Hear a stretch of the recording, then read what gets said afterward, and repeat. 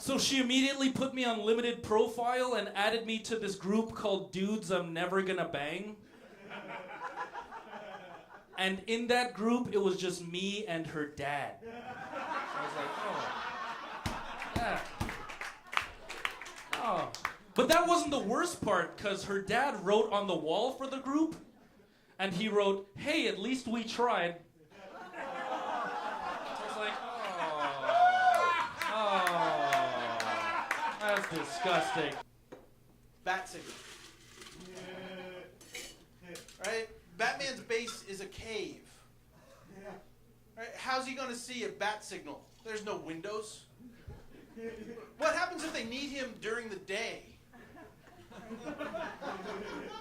If there's no clouds at night, is that the bat signal or a new club opening?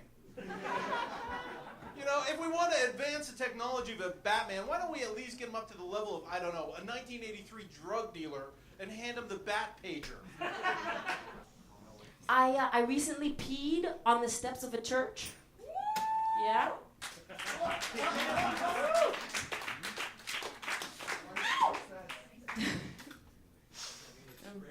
Oh, right. But does that make me a better Jew? He's the leader of a communist country, and he speaks French and English. So theoretically, there may be more people in this city that would rather have him as a coach for the Habs. Sure, he's a ruthless dictator. Sure, his father stole $4 billion from the people's pockets, but he knows his passé composé, and that's what's important. Long story short, I have a bunch of immigrants in my closet and underneath my bed. I just didn't have the heart to take them to a social security office. I just saw their cute little beady, fear-stricken eyes struck from the economy and everything going on there, and I was afraid that if I took them there, they would put them down. And then we're doing homework. And then while we're doing the homework, she's doing her history homework.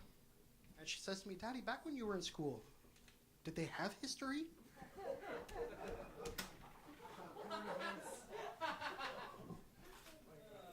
And I look at her right in the eyes and I'm like, "No, it was just called the news."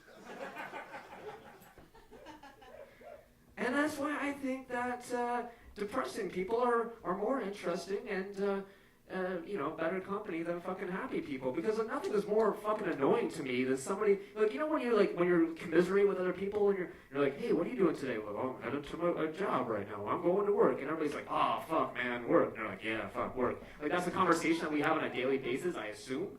But like, if you have a conversation with somebody and like you're just like, "What are you doing right now?" They're like, "I'm going to work. I'm going to get underpaid, and I'm going to have all this responsibility that does not match the salary that I make, and I'm just going to fucking hate myself and my job and my boss, but I'm okay with that." Like, you'd want to kick that person in the face if they were happy for saying that. No, fucking be miserable with work. Don't be happy. Don't make me feel like an asshole because you're happy with your job.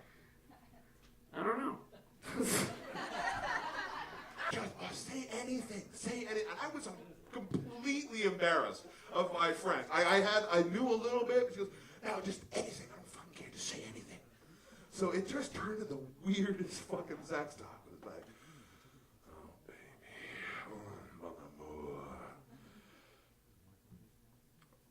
Je m'appelle Dan. Mon ange. Où est la bibliothèque?"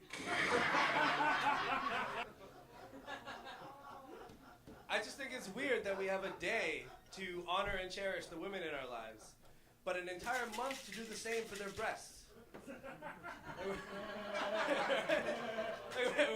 I guess that's where our priorities lie? All right.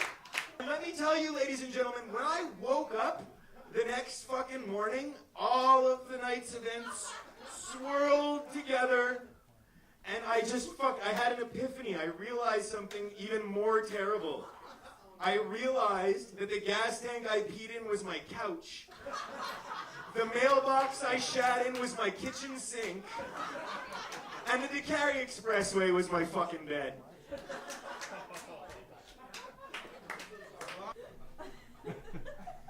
I went for a job interview the other day. The interviewer asked me if I could have dinner with anyone, alive or dead, who would I choose? I said, I would choose the alive person.